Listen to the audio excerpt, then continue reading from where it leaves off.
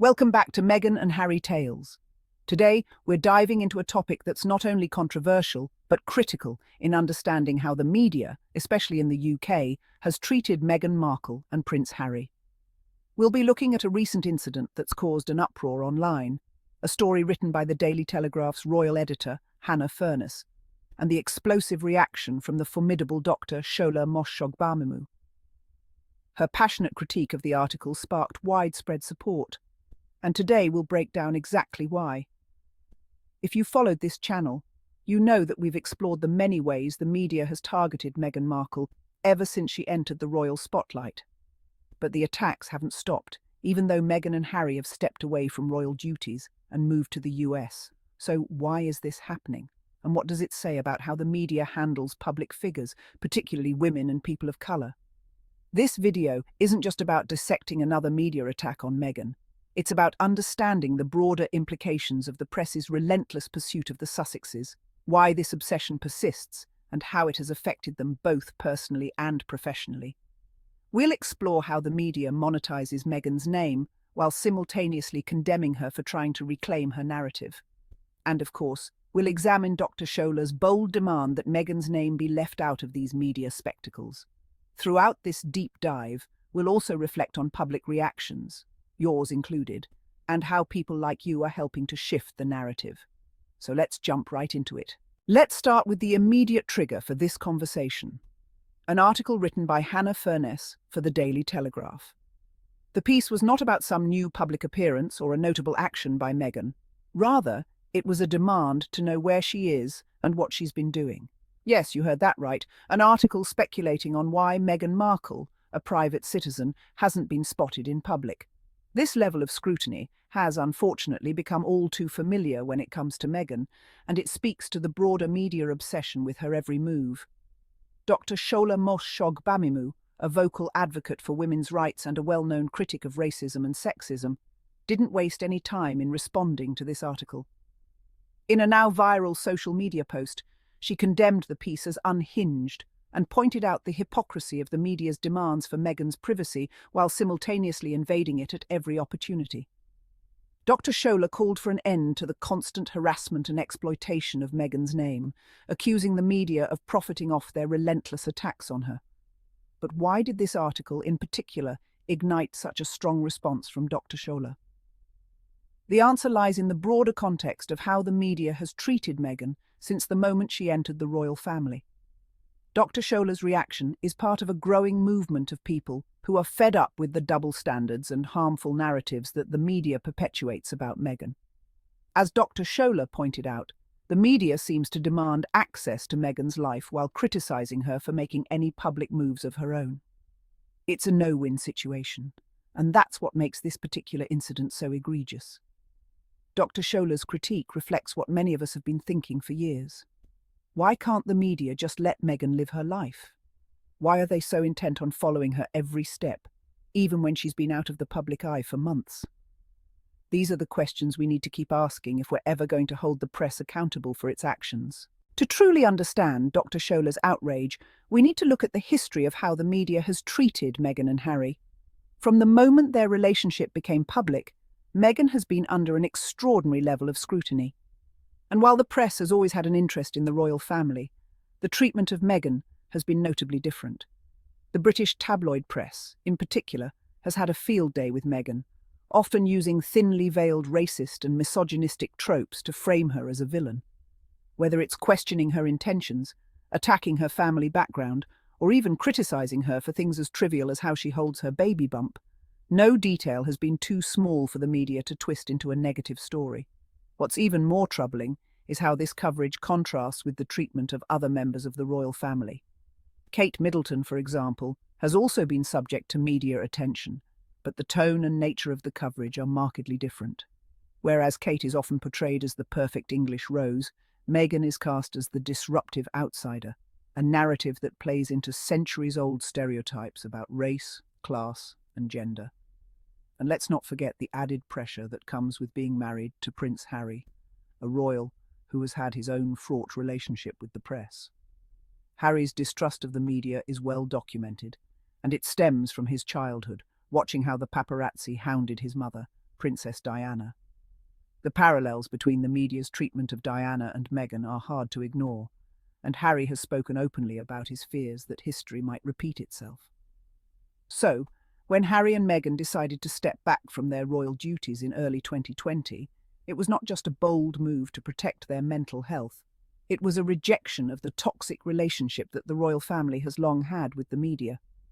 But even after moving to California, the couple has not been able to escape the glare of the British press.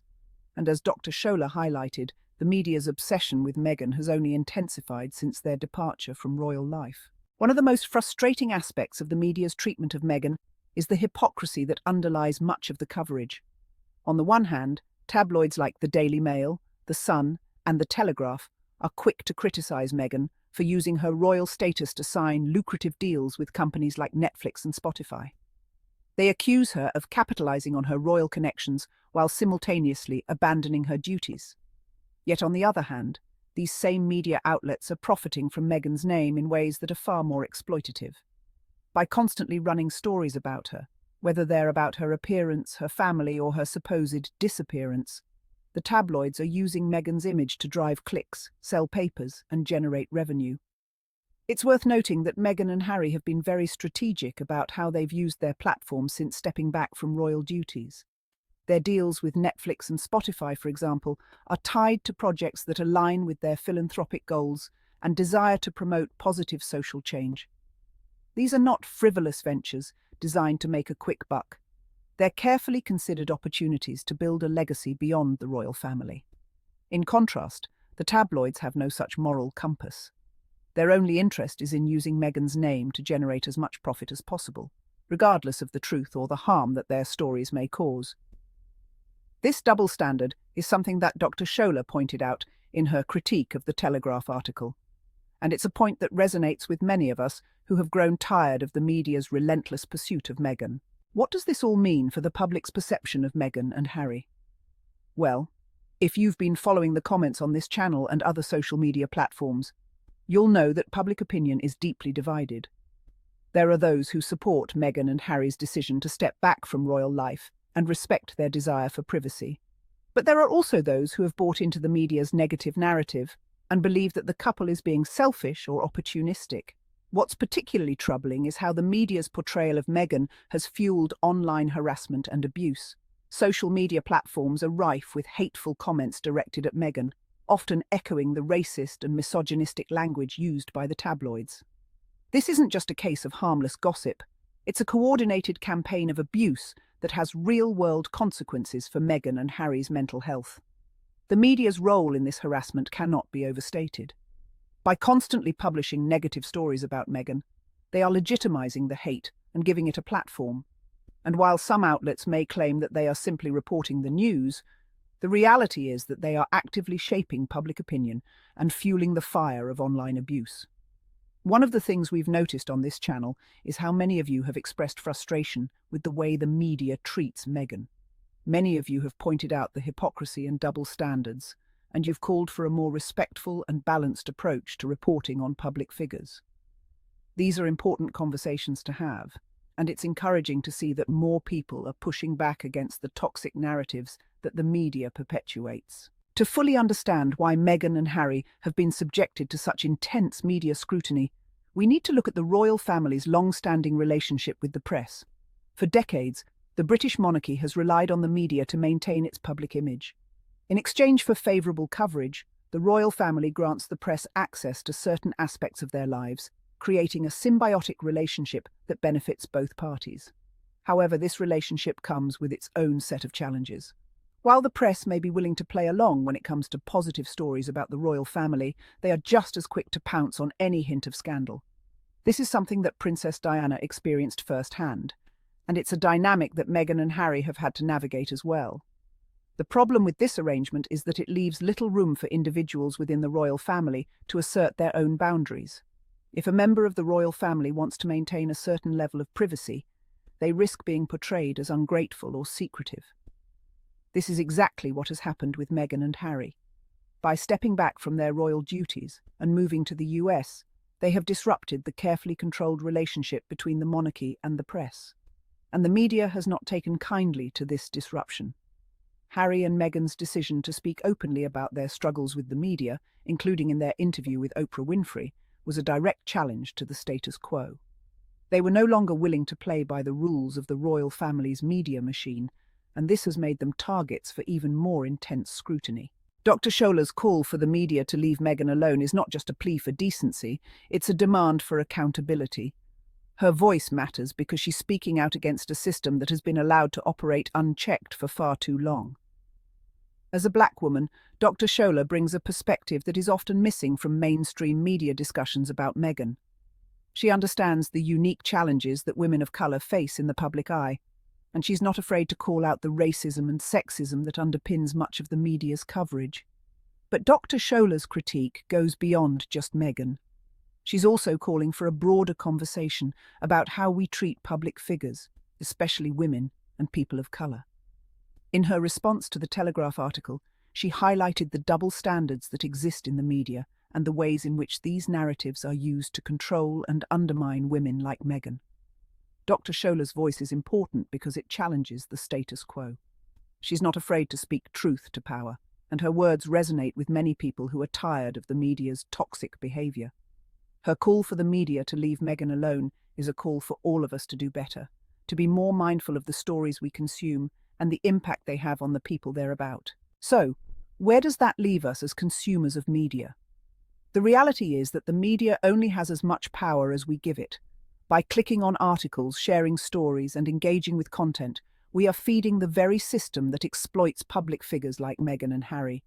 But we also have the power to change this dynamic. One of the most effective ways to push back against the media's harmful narratives is to be more selective about the content we engage with.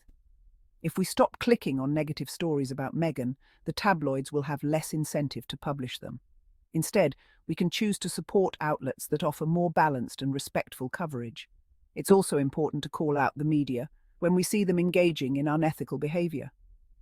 This can be as simple as leaving a comment on a social media post or writing a letter to the editor. By holding the media accountable for their actions, we can help create a more responsible and ethical press. And finally, we can continue to support voices like Dr. Shola's, who are advocating for a more just and equitable media landscape.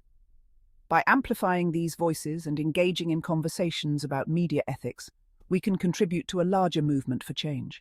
In the end, the media's treatment of Meghan Markle and Prince Harry is not just about two individuals. It's about the larger systems of power, privilege and exploitation that exist in our society. Dr. Shola's call for the media to leave Meghan alone is a demand for accountability and a challenge to the status quo. It's a reminder that we all have a role to play in shaping the media landscape, and that we can make a difference by choosing what we support and what we reject. Meghan and Harry have shown us that it is possible to rise above the noise and live life on your own terms. But the media's obsession with them has not subsided, and it's up to us to continue pushing for change. Whether it's by being more mindful of the content we consume, or by supporting voices like Dr. Shola's, we all have the power to make a difference. Thank you for tuning in to this episode of Meghan and Harry Tales. If you enjoyed this deep dive, don't forget to like, subscribe, and hit the notification bell so you don't miss our next episode. And as always, feel free to leave your thoughts in the comments below. Let's keep the conversation going.